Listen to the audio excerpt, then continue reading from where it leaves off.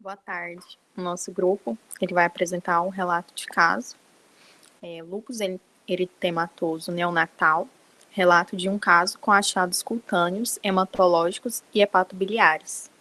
A docente Ivanilde Solange Barcelos e os discentes são eu, Bruna Moraes, Franciane França, Juliano César e Mábia Alves. Pode passar. Então, um relato de caso. Sobre um neonato do sexo feminino, que possui 23 dias, e ele nasceu com 34 semanas de parto cesáreo, devido ao oligohidrâmio, que é a diminuição do volume de líquido amniótico. E ela pesava 1.800 gramas. A mãe, ela tem 30 anos e era grávida 3. E para 3, ela não possuía doenças sistêmicas conhecidas. Pode passar. Então, aos 23 dias de vida, a criança foi encaminhada para o ambulatório, pois ela apresentava lesões cutâneas no rosto e no tronco desde o seu nascimento. Pode passar. Então, no ambulatório foram feitos vários exames. Nós vamos falar sobre eles. Então, no exame dermatológico, foram visualizadas numerosas manchas anulares, eritematosas e ligeiramente descamativas e atróficas, ali centralmente na parte do tronco, pescoço e a face. E particularmente nas regiões periorbitárias, que são ao redor dos olhos. Nos exames laboratoriais, houve trombocitopenia, leucopenia. Essa leucopenia, ela é devido à destruição, né, principalmente de neutrófilos, pelos anticorpos.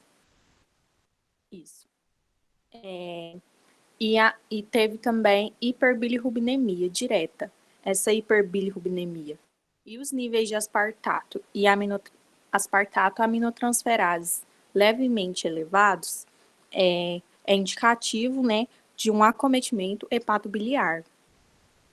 O outro exame realizado foi de imagem, né, ultrassonografia craniana e abdominal, que foram normais.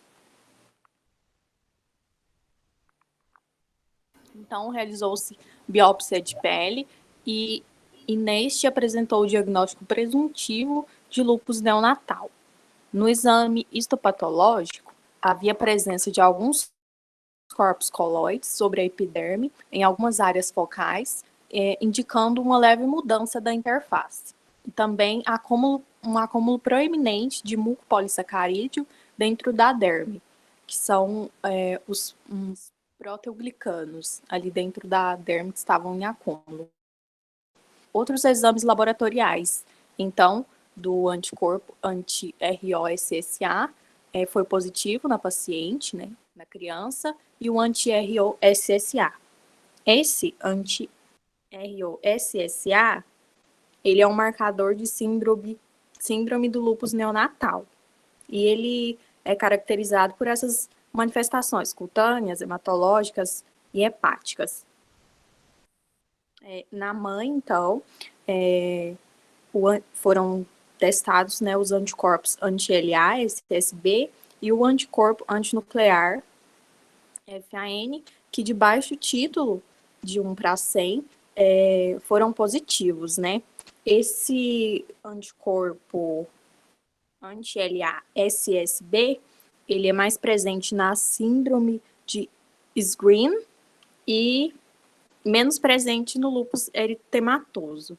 E já o anticorpo antinúcleo, né, o FAN, ele é positivo na maioria dos pacientes com LENS ou com outras doenças de colágeno.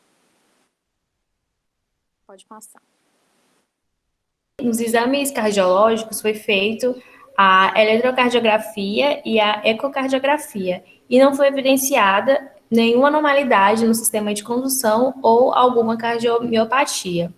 No exame físico da mãe, não foi encontrado nenhum sinal ou sintoma relacionado à doença do tecido conjuntivo. Pode passar. Com base nos achados clínicos, histopatológicos e laborais que a Bruna citou anteriormente, foi feito o diagnóstico de lopus eritomatoso. O tratamento ele foi feito com a ceponato de metilprednisolona em creme para as lesões cutâneas. O bebê ele foi encaminhado para a pediatria para o envolvimento hematológico e hepatobiliar, mas a criança foi perdida no seguimento. Pode passar. A discussão. O lopus eritomatoso neonatal é uma doença autoimune incomum, resultante da passagem de autoanticorpos maternos pela placenta. O que influencia, né, nessa doença vai ser aí, além dos anticorpos maternos, né, que os mais comuns são o anti-RO, SSA, o anti-LA, SSB e raramente o anti-1-RNP. Aí vão ter fatores também genéticos, fetais e ambientais para causar essa doença. A incidência de lopus eritomatoso neonatal, ela é aproximadamente de 1 em 2.500 a 20.000 nascidos vivos. Ligeiramente, essa doença ela vai apresentar em crianças do sexo feminino e bebês prematuros. A maioria das mães, elas vão ser assintomáticas no momento do diagnóstico, lá pela criança, da criança, no caso, mas as demais, elas vão poder ter o lopus eritomatoso sistêmico, ou então síndrome de Sjögren, artrite, reumatoide ou doença indiferenciada do tecido conjuntivo. Pode passar. Bom, essa doença, ela pode se manifestar com achados cutâneos, cardíacos, hematológicos, hepatobiliares e raramente acontece neurológicos. Os achados cutâneos, eles podem estar presentes ao nascimento, mas geralmente eles se desenvolvem na primeira semana. As lesões cutâneas, elas são placas eritematosas, anulares, policíclicas, atróficas centrais. São semelhantes às lesões do lúpus eritematoso cutâneo subagudo. Além dessas lesões típicas, lesões semelhantes a eczemas seborreicos ou infecção fúngica também podem ser observadas. E geralmente acontece também fotossensibilidade, mas essa fotossensibilidade não é necessária para o desenvolvimento dessas lesões. Pode passar. Então, essas lesões cutâneas, elas são comumente na face, no couro cabeludo, mas podem se desenvolver em qualquer parte do corpo. O extenso eritema confluente na região periorbital é referido como olho de guaxinim ou olho de coruja. Então, na imagem pode mostrar aqui como que fica bem irritado, bem vermelhinho em volta dos olhos. Pode passar. Então, os achados histopatológicos, eles são semelhantes aos observados no lúpus eritematoso cutâneo agudo. E eles consistem em degeneração vacuolar na junção dermoepidérmica e o infiltrado linfocítico perivascular. Vou passar.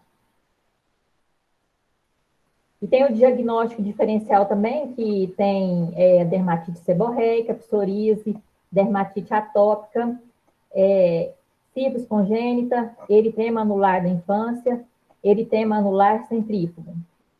Pode passar.